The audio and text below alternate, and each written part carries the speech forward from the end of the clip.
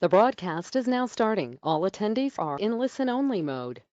Well, good morning, AFTER members, and thank you so much for joining us today. I'm very pleased to introduce Jo Hanlon, who is the founder and MD of the boutique HR coaching and consultancy agency, Mind Your Peas. Jo joined us last week where she did a fabulous webinar around staff retention, and she shared with us 10 tips on how you can set your team up for success and how to make it an even more enjoyable experience within the workplace. I downloaded and looked at the feedback from that webinar, and Jo scored tremendously in terms of engagement and relevance and usefulness.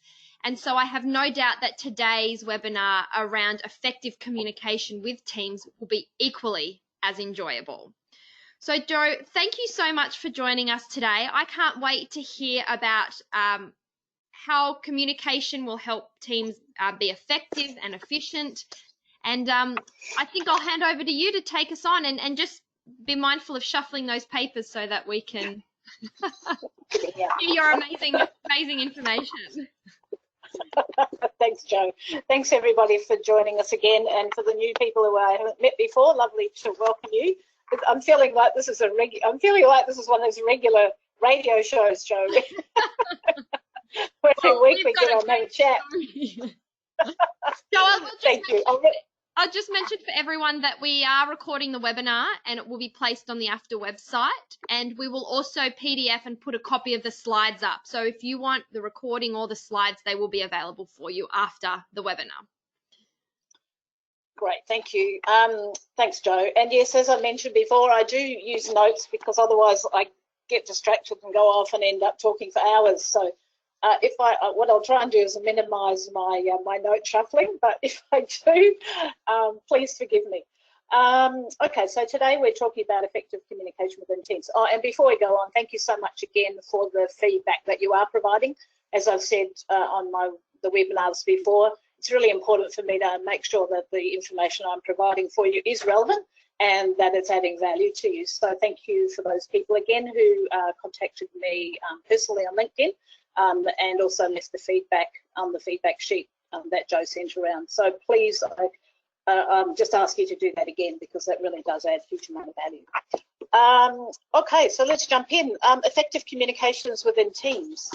Alrighty, so I'm not sure if you can see my face on the screen. No, let me get rid of that. I don't want that. Jo, can you see my face on my screen? Yes. Or is it just me that can see that? We can definitely see you. Okay, so how can I get rid of that? Just if I cross that, will it? Yeah, if you just zero me out. Yeah, if you just touch your that slides, your yep. photo. Oh, yeah, of course. Yeah. Thank you. That's right. Okay, beautiful. Thank you. Alrighty. So you may have heard me say before that your staff are usually your biggest risk and your biggest asset. You probably have heard me say that a number of times now. So I think that what we need to talk about now is when people do work in teams, their impact is magnified and it can be a positive or a negative experience. So what we would like to do is make sure that your teamwork, again, it's not just about retaining people, but it's also about making sure when you have a team of people, they are working effectively and efficiently together. And then so much of that comes down to communication. And so I am going to actually approach communication from a slightly different point of view today. I'm not going to just go over the same old stuff you may have heard before about how it's important to listen and talk and all those things. I'm going to approach it from a slightly different point of view, and we will be covering looking at vulnerability and trust, engaging in productive conflict, making a commitment to the decisions made, building peer-to-peer accountability, and having a joint focus on the collective results. So those are the 5 learning outcomes that we'll be covering today. As Jo said, don't worry about notes. For those of you who do want a copy of my actual notes, please contact me by LinkedIn or email, and I'm happy to provide those to those who require them or ask for them, but I don't want to force those on. So, alrighty. So you may have heard of a book. This is it. I've actually just realised I've had this book since the 5th of April 2004, and it's been a fantastic book that I've used over the years, and it's called The 5 Dysfunctions of a Team. And it's a great read. It's actually a pretty short read, but it actually is a fable. He describes it as a fable, and it talks about a case study of an organisation where there's a new CEO that comes in, and she picks up working with a team, and what she finds. And this pyramid, I guess, absence of trust, fear of conflict, lack of commitment, avoidance of accountability, and inattention to results, is actually the underpins the whole effectiveness of communication in a team. So we're going to go through this and address these one by one. So let's look at where this comes from. Is some of you will be familiar with DISC, and that's one of the performance preference styles that I actually use. It's a questionnaire. The same people that put that out, John Wiley and his sons, he actually partnered with Patrick Lencioni, and they've come up with a program called the 5 Behaviours of a Cohesive Team. And so what we're going to be talking about is A, the dysfunctions, and then B, some of the things about what we can do about that moving forward. So again, in a world where workforces are often decentralised, creating powerful communication channels and dynamics is incredibly vital to everybody in a team, and also to the individuals. And by using very successful or simple models and effective platforms, simple is important for me. I find that if things get too complicated, it's just, I can't remember them all. So simple is good. And if we can stick to just some basic models, it can really help build some of these skills, and we don't have to focus on doing too many things at once. So let's look at dysfunction number 1. This is the fear of being vulnerable with other team members. And what that does is it actually prevents the building of trust within the team. Now, this is generally to do with making a mistake. It's to do with being afraid to ask for help or of getting something wrong. Because in general, most of us have had pretty bad experiences about this in the past, and we put that fear into our future. So we avoid doing those things again because we just think, oh, the same bad things are going to happen. So, and that's again comes back to, I've talked before about having a fixed mindset versus a growth mindset. Because if we've got a fixed mindset, it is about feeling that our past is going to describe our future. So we often stop and don't ask for help. We don't admit our mistakes, and it just basically creates a real problem in building trust amongst team members. So one of the really important things is showing vulnerability and developing trust, and it may be one of the hardest things that some of us may have to do, but it is also a really positive thing, because by being vulnerable, we are showing trust in others, which then encourages others to do the same back.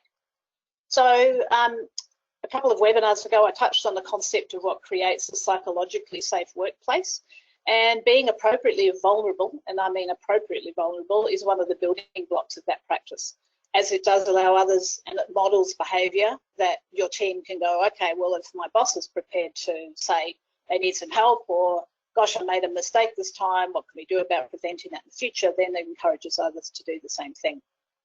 Stephen Covey, who I'm sure most of you will know, talks about trust being the glue of life, and it is the most essential ingredient in effective communication, because it builds all relationships. But we have to be consistent with this.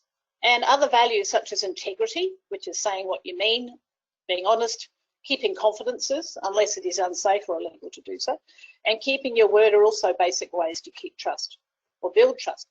One of my favourite definitions of integrity and building trust is actually doing what's right, even or especially when nobody else is looking. And as I'm sure many of you will know, it can take years to build trust, whether it's you and somebody else or somebody else and you, but it can be lost in an instant. So it is important to remain aware of what we're doing and what we're saying in our workplace to maintain that building or that trust that we have got. The thing is that what's trust got to do with communication? Once trust is built, communication can be a lot more honest, can be a lot more open, real, meaningful, and especially in a team, that actually is really important to make sure that you've got a better chance of working together more effectively. So let's actually have a look at the 13 behaviours that do build trust. And Stephen Covey's got these, and he covers these in some of his books. It's about talking straight. It's about demonstrating respect, creating transparency, righting wrongs, And that's, if you do make a mistake, it's actually going back and saying, look, I'm really sorry, whether it's a behavioural thing you did or somebody else did. It's actually, I call that cleaning up and righting wrongs. Showing loyalty or demonstrating loyalty to somebody, delivering results, having a commitment to getting better, confronting reality, clarifying expectations. You can read them there anyway. But the whole thing is, and that bottom one, as I mentioned, is extending trust.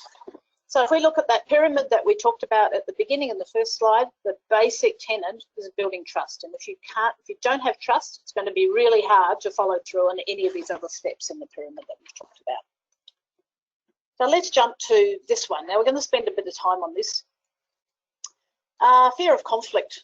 Most people have we probably avoid conflict at all costs because it's something that most of us can feel very scared about for a variety of reasons, or we don't know how to do it properly or effectively or constructively. So let's actually have a look at the impact of conflict in today's workplace. And this is information that that was gathered last year by John Wiley and Sons in relation to this 5 behaviours model. And they conducted a conflict survey with 12,000 business people at the management level, and all really asking about conflict. And as you can see there, the first sentiment or the first finding is that most people feel that their word conflict is exclusively negative. And that can show up in all sorts of ways. And it says there 90% of the responses were negative. And I'm sure a lot of those words there will bring up feelings of stress or worry or memories from you as to maybe when you were in those types of situations.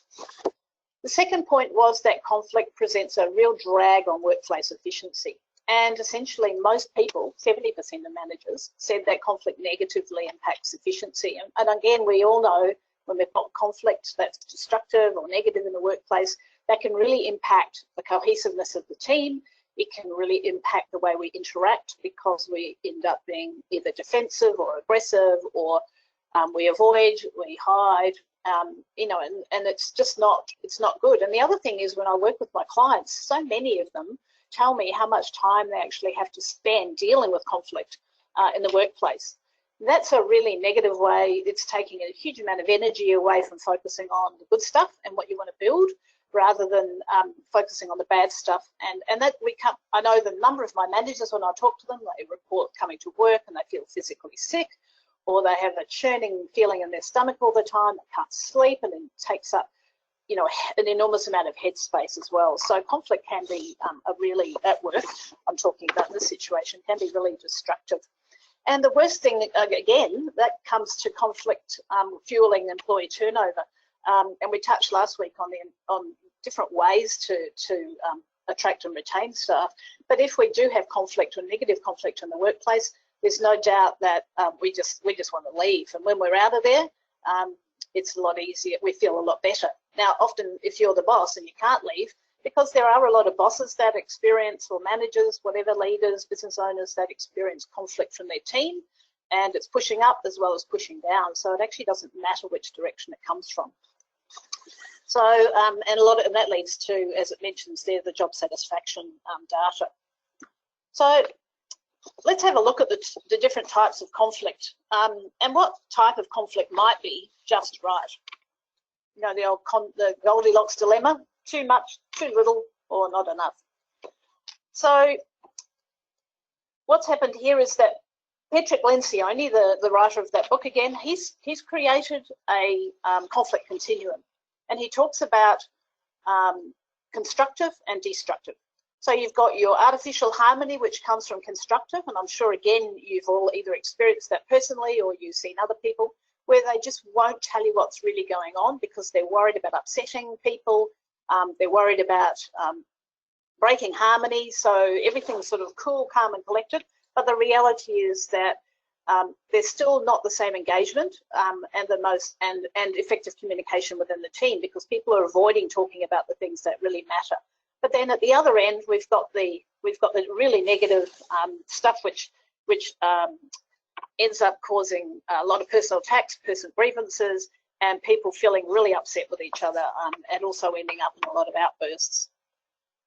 the thing is with the artificial harmony thing, so let's just talk about being upset and being hurt is part of life. And I know a lot of people try and stop saying what they really mean to another person because they don't want them to get hurt or upset. But the reality is, I believe that you can't have happiness without sadness. I believe you can't have joy without upset, anger without harmony, etc. So I think that if we're trying to protect people from that all the time, we're not doing ourselves any favour, and we often don't end up doing the other person any favour either, because they all need to learn how to manage some degree of conflict.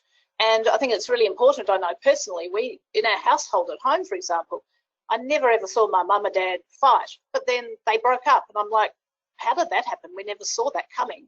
And it can be like that again in teams, where you've actually got people that you thought were happy, but all of a sudden they up and leave, and you find out how unhappy they've been. So I think it's really important to find what Patrick Lencioni describes here as an ideal conflict point. And this is where we come to productive conflict. So there's a couple of ways, I guess, that we can do this. Emotional intelligence is really important here, because we need to be aware of and manage our own emotions, because this comes back to different points of view when we're having discussions. So if we've got a bone of contention, a question, a suggestion that's happening in the workplace, and it's easy sometimes to step back and go, oh, that's not going to work. We tried that years ago, and so it gets avoided. People with the loudest voice tend to take over. Maybe it's the person in charge. They sort of tend to take over because they think, I need to show that I'm the manager and I'm the boss, and I know everything, and my idea is the only good idea. And a lot of us feel that if somebody has a different point of view from us, they feel that it means that they're not liked or they're not respected. But essentially, I think what we've got to remember is that everybody's got different experiences, upbringings, points of view, and ideas. And if we can appreciate the diversity and indulge in some really open and mature, I guess, discussions about the issues, then we can really bring out all the issues, encourage everybody to be heard, and we can come to that ideal conflict point where we can actually meet some type of have some type of agreement. And you know, if we were all clones in our thinking, we may as well be robots. So by seeking out different people's points of view, that can actually give us the ability to shift on an ideas continuum. So if we have an ideas continuum, that can be making a slight tweak to our business model or to what we're doing, all the way to making a huge paradigm jump or shift. So when we do engage in productive conflict, we have a conversation between two or more parties. And a conversation is about meaningful dialogue. I find a lot of people nowadays don't actually know how to have a conversation. It's almost like a game of tennis. So one person leaps in and says what they want, then they wait for the other person's waiting for them to draw breath, and then they leap in and say what they're thinking. And we often end up not listening to each other and not hearing each side. So to have productive conflict, it's really important to have that true listening, and we'll touch on that again in a second. And some of the ways, and to have a bit of a process, because that can actually help us manage our productive conflict and come to some sort of agreement, rather than it being a one-sided lecture. So one of the processes that I use to create a space often includes the following steps. So let's get clear on the real issue or the problem or the concern that we've got. And that can sometimes mean that you need to discuss things up front to really make sure you're dealing with the core issue or the real problem at the core of this, or at the foundation of all this, rather than just the symptoms that might be showing up. Then we can actually either use sticky notes if in a room together, and just everybody just shuts up, takes time to reflect, and just writes all their ideas, thoughts, and suggestions on a bit of paper. And if you're online, if you're on an online discussion, there's something called Mural, which I've used in a workshop, and that was a really great way of having like sticky notes online, and you type into these little boxes, and then you can actually order them into different subject matters. So put those thoughts into common themes, which makes it easier to discuss. Then I think you need to look at what you do have control over and what you don't have control over, because we can spend a lot of time arguing non-productively about things that we really have no control over. So again, up front, listen to each other, agree what you do have control over and what you don't have control over, and work on those. Then start brainstorming some ideas and suggestions, and get everybody to have a turn. So it doesn't come down to the person, as I mentioned before, with the loudest voice, or that has the most senior role. It's actually, or who's been there the longest, or whatever that is, who's the biggest qualifications. It actually becomes about using everybody, or giving everybody the opportunity to contribute. Even the shy and quiet then have the opportunity to feel heard, which is important. Summarise the key themes again, and then have some really productive discussion about what the best way forward is. By using a process like this, it actually helps make it a robust exercise rather than deteriorating into the well-worn normal patterns that we talked about. You know, there's no doubt that if there's continues to be a difference of opinion and you really can't get some consistency or some consensus, call some time out, go away, have a think about it, and then reconvene at a later time if you can. Or at that stage, that's where the most senior person may have to step in and make a decision and agree which way you go, or say this is the way we're going because of this and this reason. So the other thing I just want to talk about that is important though, if I'm going back to my first webinar about how to have difficult conversations, one of the things in a conversation, it's not just about the person who's talking, but it's also about listening. And so I'm just going to dive quickly back into the 4 listening villains. And you know, all of the topics that I talk about, they all have some overlap because they're all to do with people and interactions and dynamics and communication and how we get on. So the 4 listening villains, for those, as a reminder, who did attend my first webinar or who haven't heard of these, it's nothing worse than sitting there having a conversation with somebody, and they're, whether they're on the phone or whether they're in front of you, and they're off in their own little world thinking about something completely different. That is really disrespectful, A, and really distracting, and it's not helpful. So you might be the lost listener, or you might be interacting with somebody who's a lost listener. But it's really important to get everybody's head in the same space and try and maintain that engagement for as long as possible. Sometimes that might mean getting up, going and having a loo break, or getting a coffee, and then coming back and having a conversation again. The interrupting listener, those are the people that they can't help themselves, but they have to jump in, and they've got so many bright ideas, and I find myself doing this sometimes because we all have bits of this in us. And it really is so, it takes so much discipline sometimes to just zip it and just listen to the other person, and then when they feel heard, then it's the next person's turn. The shrewd listener, this is when somebody has been there, done that, and they're already 10 steps ahead of the person who's talking. And what happens then is we may miss a lot of what that person is actually saying that could have made a difference.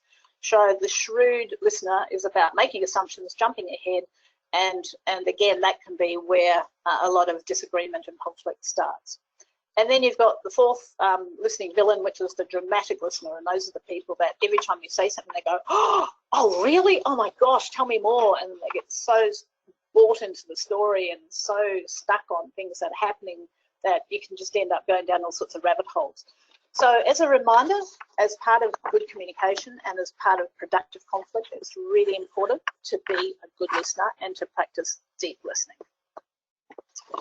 Alrighty. So the other thing that I want to bring in, how do we actually, what skills and tendencies do we have? Again, I refer back to DISC and the model that I used in the first webinar, but also is very relevant here. What you'll find, there's 4 quadrants here, and if you just read the sentences, you'll find that there are some really good, strong skill sets that it doesn't matter what your style is as a work, in your work style, how you like to do your work, but every single person in the different quadrants of the DISC model have some really great strengths that they can actually bring into a productive conflict conversation. So for the Ds, for example, that's the dominance quadrant. These people can be very straightforward. They can cut straight to the chase. They're not afraid to acknowledge the tough issues, and they're willing to have objective debates.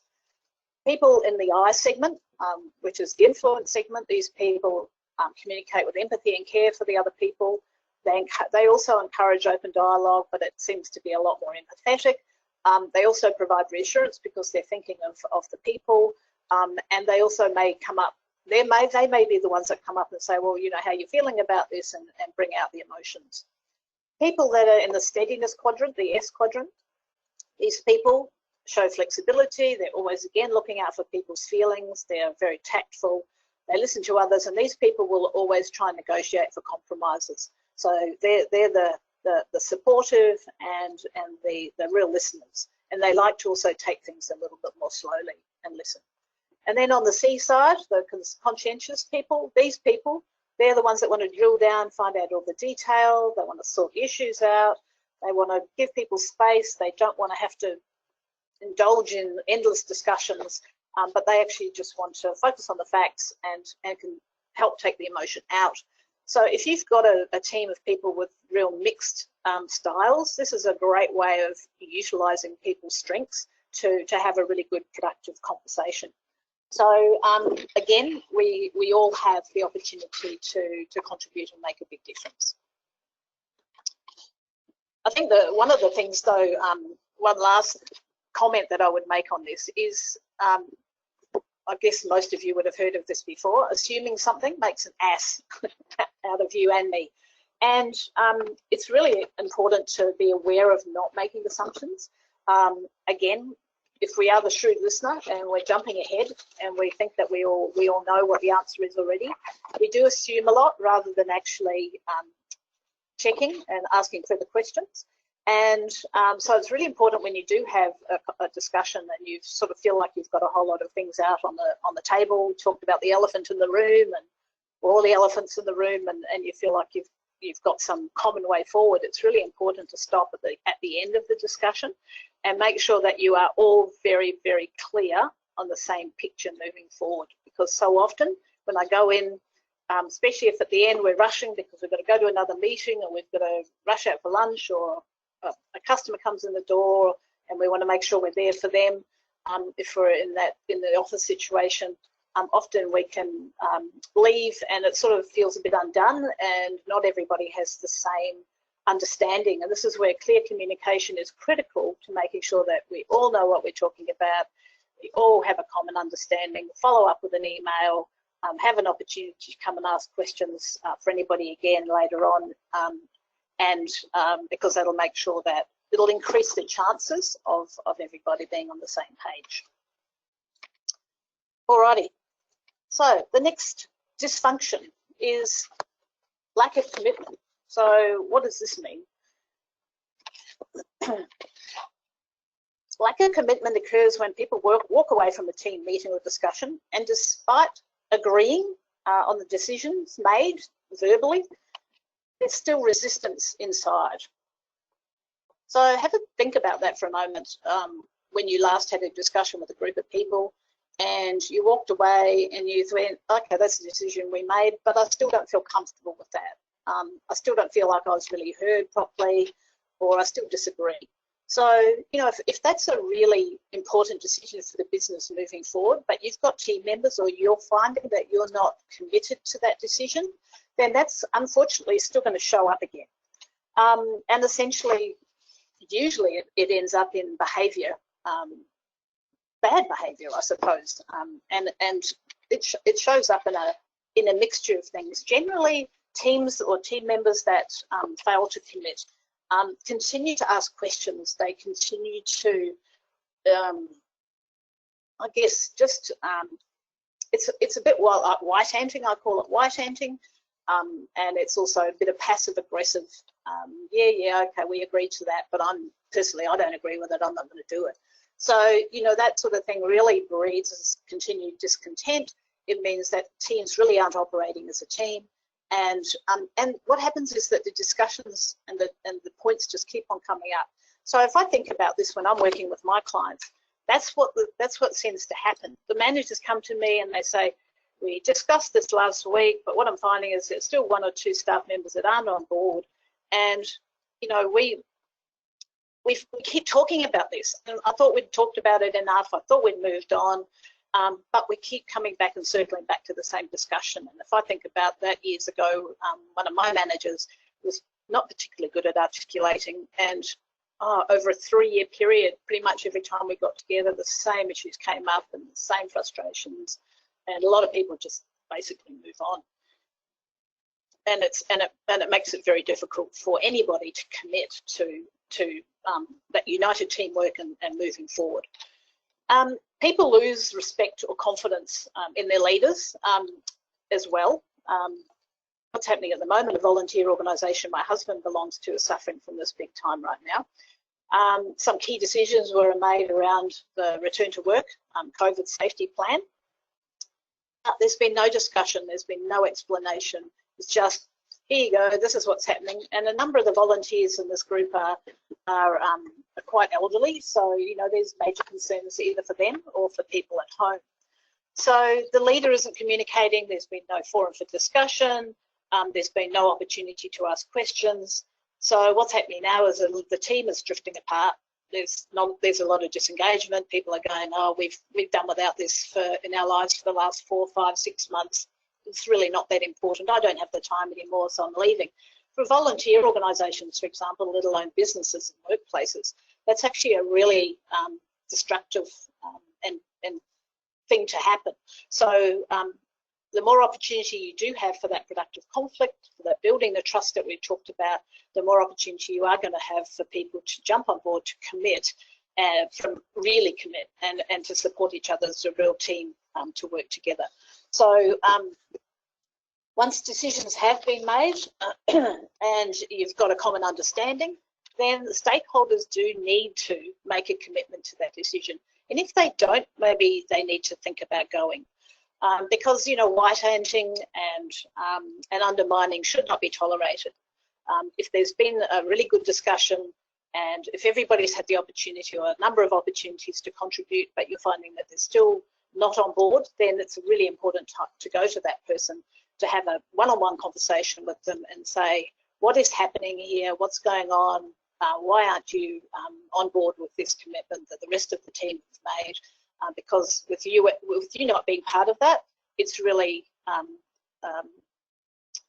splitting the team apart again, and it's making it really hard to go forward.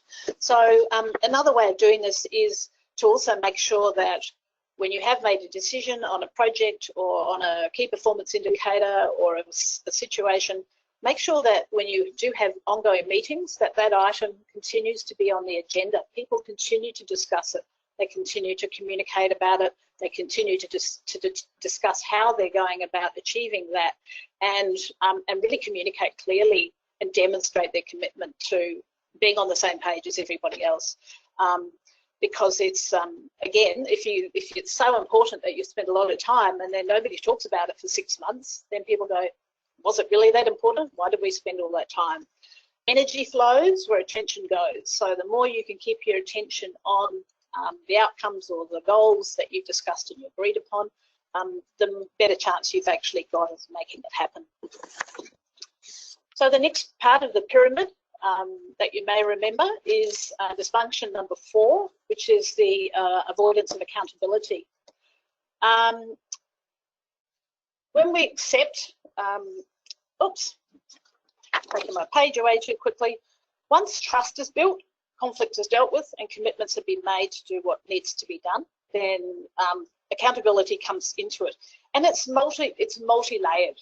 Without accountability, the whole mountain or the whole effort can come tumbling down, as it can in any of these stages. When I talk about accountability being multi-layered, there's accountability to yourself as a person, because that's where your own feeling of pride, achievement, reward, recognition, and fulfillment comes in. And most people want to do a good job. So by being accountable to themselves, then they can feel good, they can feel strong in their own behaviour, they can feel strong in their own feeling of self-worth, and then they can really help other people around them to continue to be accountable as well. The next layer is being accountable to your team.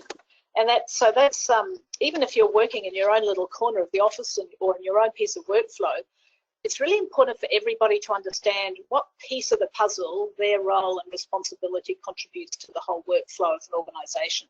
So we'll talk about that in a second, but when you're accountable to your team, then that's where the pride comes in, the satisfaction. You can feel that you belong to the team and that you're accepted as a really working part. And when a team hums, You know, it's a wonderful thing to see. And then the other thing is being accountable to the whole business and to the business results and the overall success and sustainability. And that comes back to the whole company reputation, it comes back to the company culture, and how that shows up for your clients as well as internally.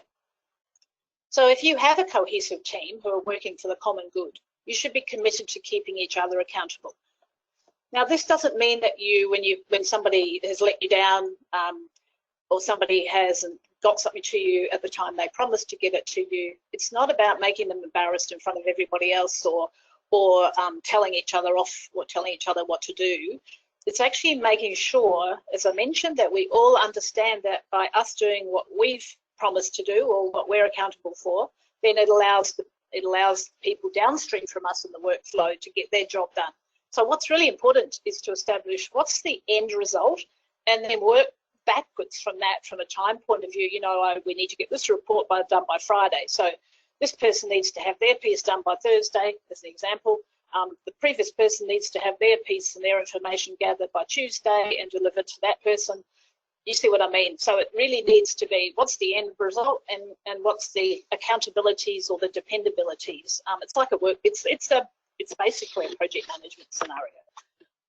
And the other thing is, once we all understand how we fit into the puzzle and the workflow, it makes us, again, feel much more satisfied when we know that we've provided great quality information so that the next person can do a good job and the next person can do a good job.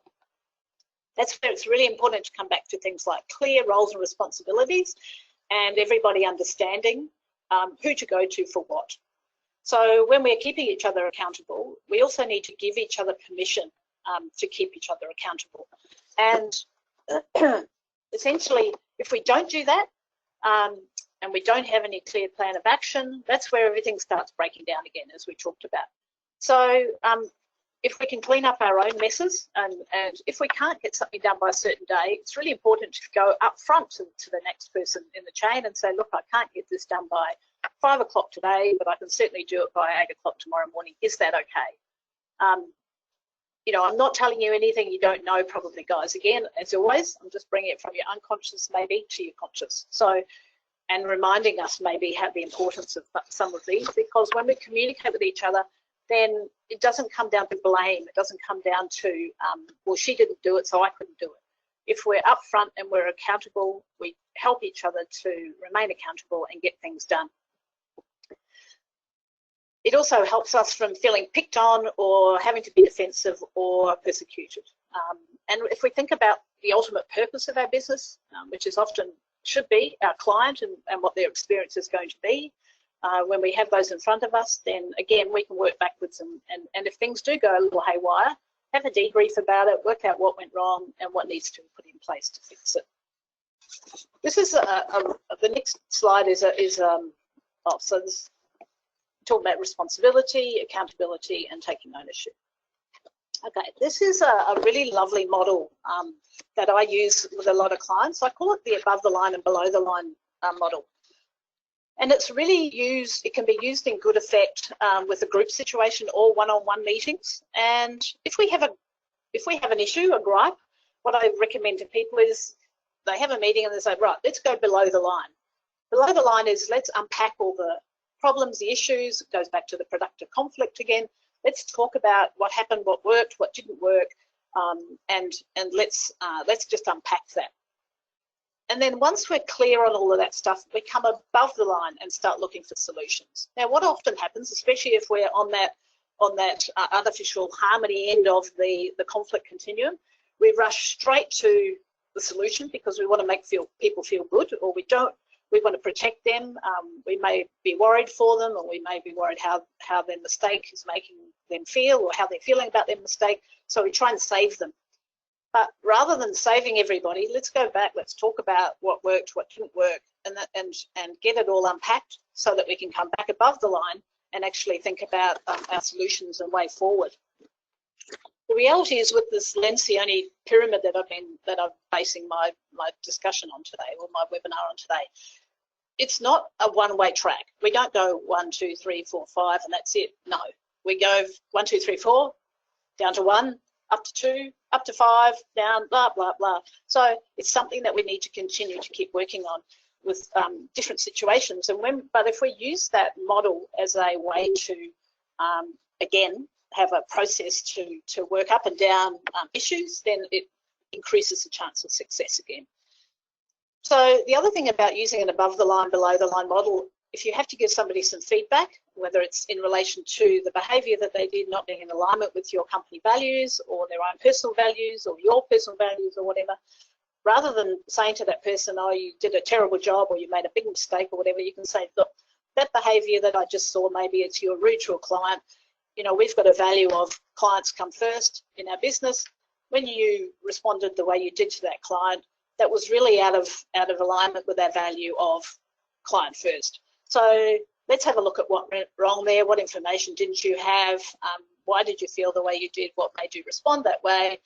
Have a discussion that you can then come back above the line, and that person doesn't feel so attacked. They probably feel more supported and cared about rather than attacked. If they do feel attacked, you can't do anything about that. All you can do is do what you can to make that experience more useful, and you're talking about their behaviour rather than criticising that person. So this is above the line, below the line is a model that you can use in so many different situations, and it's a great way to do a really quick root cause analysis and then solution finding. So coming back to avoid or accountability, a team that holds each other accountable. The other thing it does is if you've got a team that's really strong and they're holding each other accountable, if you do have 1 or 2 performers in that team that really are falling over, what you find is that they self-select out, because generally those people will feel the pressure to go, well, I can't make it. I'm not, you know, if you talk to them, if it's a learning or a training issue, then that's a different matter. But if it's a behavioural issue or just the fact that they're not passionate or not interested in the whole scenario, generally they'll just feel squeezed out and they'll self-select out. Whereas rather than, if you're not acting as a cohesive team and you haven't got good, clear communication, good accountability, the poorest performer can drag everybody down. But if you think about if you've got a cohesive, accountable team, then that accountable team hopefully will pull the poorest performer up. Otherwise, they'll just go, you know what, this is not for me. It's time to get out of here. We don't want one bad apple to taint the whole barrel. So the other thing I like to say is there's no I in team. I'm sure a lot of you have heard that before. And so having a team that hold each other accountable is all about together, everybody achieves more. Sorry, I've got a few cliches and things here, but they really are helpful to remember and shortcut our brain to think about those types of things. Alrighty, so let's go to our last dysfunction, which is inattention to results. So my last couple of slides are focused on heavier focus on common or collective results, because, you know, after all, that's what we should be working together as a team for, to get results and to make sure we're making a difference to somebody, you know, our community, our clients, whatever we're there for. That's our purpose. As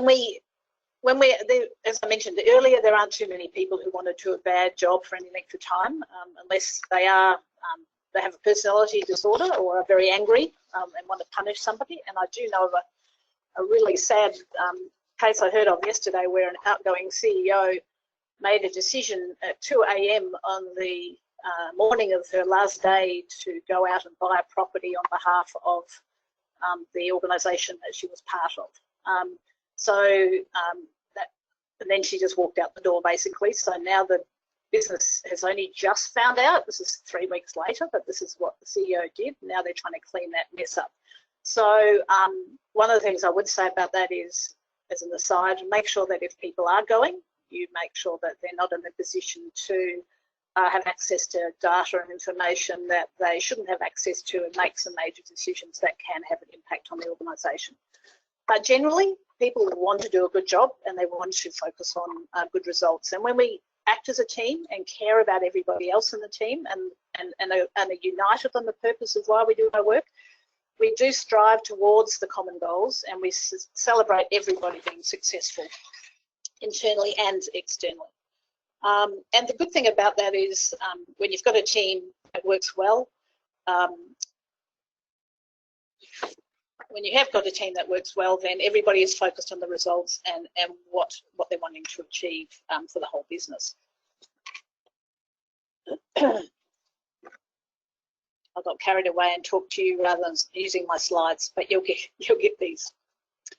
So if we cut, that was my last piece of that. But if we summarise the 5 behaviours pyramid and how this really works to improve the communication and to make sure that communication is working within a team, if you have trust in your team and you are all clear and you can trust each other, so you can have open and positive communication, you can have productive conflict, and you keep a track of, is this destructive conflict, is this artificial harmony, or is this the ideal point of conflict where we're really getting things chewed out and discussed and out on the table and agreed to, so that everybody can then commit. And what that means to each person can look a bit different, but once commitment is made for everybody, then it enables everybody to keep each other accountable, whether it's on a one-on-one situation or in a team situation, which then ends up in the organisation producing results because they just can't help it, right? But I know that there are some situations, especially at the moment with the pandemic, that you have no control over. And we talked about working with situations where you do have control and you don't have control. So if you do feel the desire to move through this, look and see what you can focus on controlling at the moment, and work through the 5 behaviours pyramid to make that happen. So that's my summary again. Thank you again for listening and having the opportunity to present my thoughts to you. And as last week, as I mentioned earlier, if somebody does want a copy of my notes, I'm really happy to send that to you privately. It's not something that I'll put up there for everybody because it is my IP. Well, it's a mixture of IP, but my ideas are put them together. And but I am really happy to share. So in the notes, I have actually put a couple of basic principles and processes of good communication from the more traditional way of looking at it. So you get a couple of bonus pages if you do want those notes. Apart from that, I'll hand back to you, Jo, and see if there's any questions that I can help with. Yeah, thank you so much. So I'm just going to open the floor up now to members and ask if there's any questions you'd like to ask Jo why we've got her on the call with us today.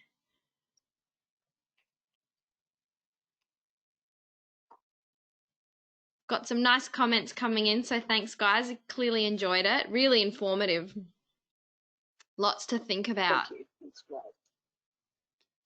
It's a great little model, and as I mentioned, because it's simple, it's simple to look at. Maybe not simple to do, but simple to look at and have as a process. It can really encourage some really robust and helpful and constructive conversations. And and communication, it's everything to do with team dynamics. Not everything, but such a large part of it is how we can find ways to effectively communicate with each other. So having models like that can just help create that process. And doesn't matter if we try it and we fail it, it's that commitment to trying it again, because we all want to have the best result at the end. So yeah. And having it in a really practical and easy to follow format just enables you to implement it. Well, Jo, we've got no questions. Absolutely. So I just want to thank you so much for your time. Guys, at the end of this webinar, when I end it, you're going to have a quick survey that will pop up. And if you could please take 30 seconds to fill out the multiple choice, we will pass that feedback back to Jo. And we also use it internally to improve the webinar program. So I'm really glad you enjoyed it today and that you found it informative. And Jo, thank you so much for the amount of hours that you spent preparing the webinar content today for members. You're more than welcome, Jo, and have very much really enjoyed organising these for you guys. And once again, I wish you all the best moving forward. Jo did mention to me that obviously you're all very keen to know what's coming out in the budget next week and what that's going to mean for your industry, and fingers, knees, eyes, everything crossed that there's going to be some relief and some support in there that's going to give you a little bit more certainty moving forward. But I'm hoping that a lot of you are benefiting from a lot of the local travel that's happening right now. Probably not, I guess, as lucrative as the or as useful for you as international travel, but you know, my best wishes to you all, and thank you for listening to me over the last few weeks. Thanks, Jo. It's been really helpful. Guys, just a reminder, at 2 o'clock today, we're giving a monthly after update. So please, if you haven't registered for that, the registration details are on the after website. And if you have, can't wait to see you at 2 o'clock today. Thanks, everybody. Bye, Jo. Bye, everybody. Take care.